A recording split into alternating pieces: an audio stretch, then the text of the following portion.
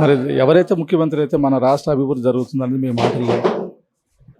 ఇప్పటికే ఆంధ్ర రాష్ట్ర ప్రజలు ఈ రాష్ట్రానికి, ఈ రాష్ట్రం ఉన్న పరిస్థితులకి ఎవరైతే ముఖ్యమంత్రి ఉన్నారో నిర్ణయించుకునేస్తున్నారు. అది ప్రత్యేకంగా చెప్పాల్సిన అవసరం లేదు.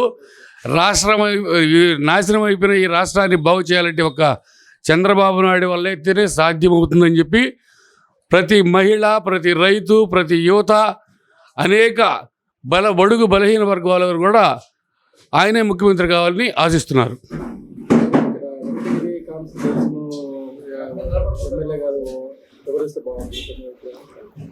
ఇంక మేము చెప్తే తెలుగు అదే అనుకుంటారు, ఒకే పార్టీ అనుకుంటారు. జనాలు ఆల్రెడీ డిసైడ్ అయి ఉన్నారు.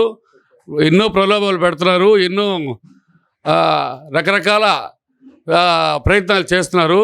కానీ వెంకటగిరి అభివృద్ధి అంటేనే కురుగొండ, కురుగొండ అంటేనే అభివృద్ధి అనే నిదానంతో మా అభ్యర్థి ముందుకు దూసుకెళ్తున్నాడు.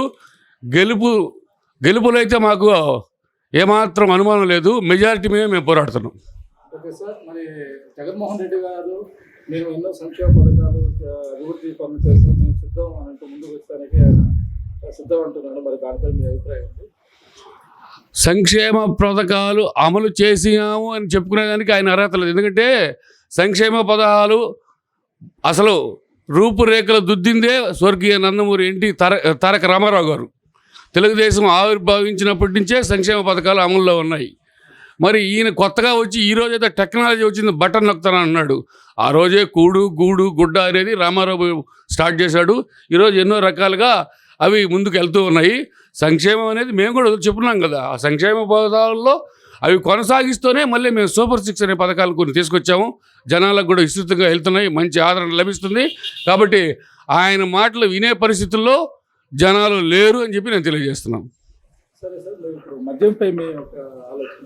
మద్యం ఏముంది, అంతా తెలుస్తుంది కదా. మద్యం మొత్తం జే బ్రాండ్, మొత్తం గోవా నుంచి ఆడి నుంచి ఈ నుంచి వాళ్ళ సొంత బంధువులు, సొంత సామాజిక వర్గానికి సంబంధించిన డిస్టిలరీలు పెట్టుకుని ఈరోజు ఎలక్షన్లో కూడా మద్యం పంపించడానికి, ఆ దొంగ ముందు, ఆ జే బ్రాండు, ఆ పురుగుల ముందు ఆగేది తాపించేదానికి సిద్ధంగా ఉన్నారు. మరి వాళ్ళ పార్టీ వాళ్ళే ఈ ముందు మాకు ఇస్తే మేము ఓటైనా వేయగలుగుతామా అని ఆందోళన వ్యక్తం చేస్తున్నారు. మరి ఇసుకపై మీ అభిప్రాయం? ఇసుక నా అభిప్రాయం సామాన్యులు ఎవరిని అడిగినా చెప్తారు. ఉచితంగా ఇస్తున్న దానికి చంద్రబాబు నాయుడు మీద దానికి ఒక కేసు పెట్టారు. ఈరోజు ఒక ట్రాక్టర్ కొనాలంటే 4,000 నుంచి 5,000 అవుతుంది. అది దాన్ని బారిన పడిన వాళ్ళు రేపు ఓట్ల రూపంలో చూపిస్తారు.